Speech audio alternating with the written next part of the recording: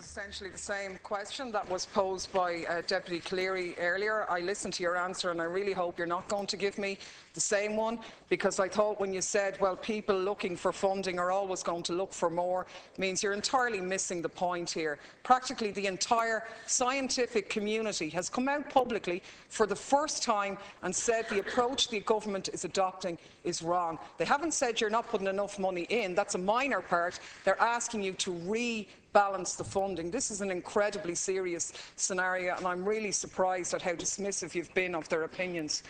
Minister. As I said, policy is focused on building excellence in scientific research and maximising its impact on jobs and in economic and social progress. Neither I nor the government make any apology for putting an extra emphasis on research that can help create more jobs.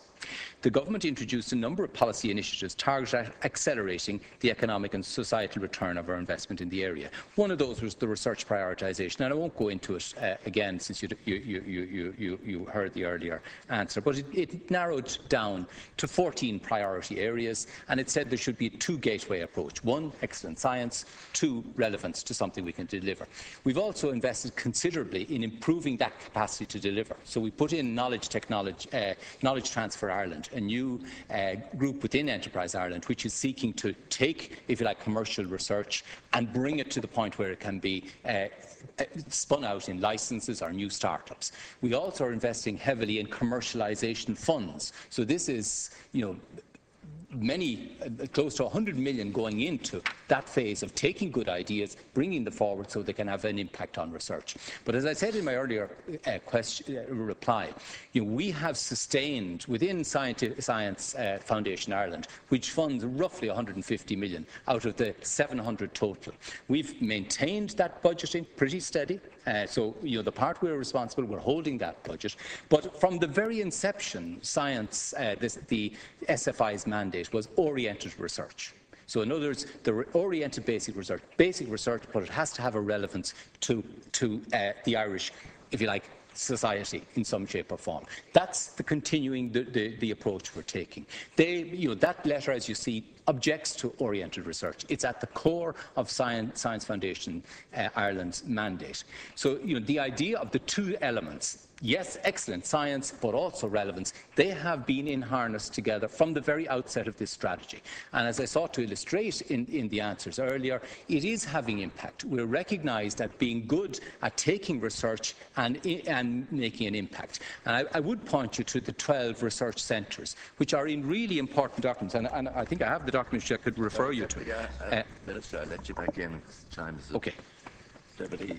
Yeah, I'm well aware of what the government's approach is, but the point that you seem to be diminishing is that it is precisely the core of the government's strategy which is being objected to by the entire scientific community. Because while you are funding basic research, as you say, you're funding orientated basic research, and best practice would tell you that that's not going to be good enough in the long run. And I think they used a very good example of how a cure for diabetes was formed, that if you just do targeted, orientated basic research, you're just examining one particular aspect, but if you give the scientists free range to develop a wide berth on issue, then they come up with something new, which then can be applied in a different field. And the statistics are showing what the scientists are saying is correct. PhD numbers are down. Our university ratings are falling. In Trinity College Dublin, the numbers in the scientific area are down by 50%, and we're losing out on the best people precisely because of that approach. Sir Paul Nurse, on a visit to Ireland, the UK Nobel laureate, is on record as saying you're getting it the wrong way around, you're imbalanced. Not that you're doing everything wrong, you're imbalanced, and you need to coordinate the strategy better. Minister. We are opening up the strategy to scrutiny. So we're inviting submission, and this is in the context. If you read their submission, a lot of their criticism isn't of the SFI approach. It is pressure on teaching time and things like that, some general issues. But I think it's very important. The founding principle of Science Foundation Ireland was oriented research. So it has to be connected. There's no point in having ivory tower research that has no relevance to the Irish scene whatsoever. So if you like, there's two tests that Science Foundation Ireland apply. One is excellent science, that's internationally peer-reviewed, and the second is some test of relevance. And it's up to those bidding for money to demonstrate the relevance. But it is instructive to see that really important areas that are being developed that are crucial for our future.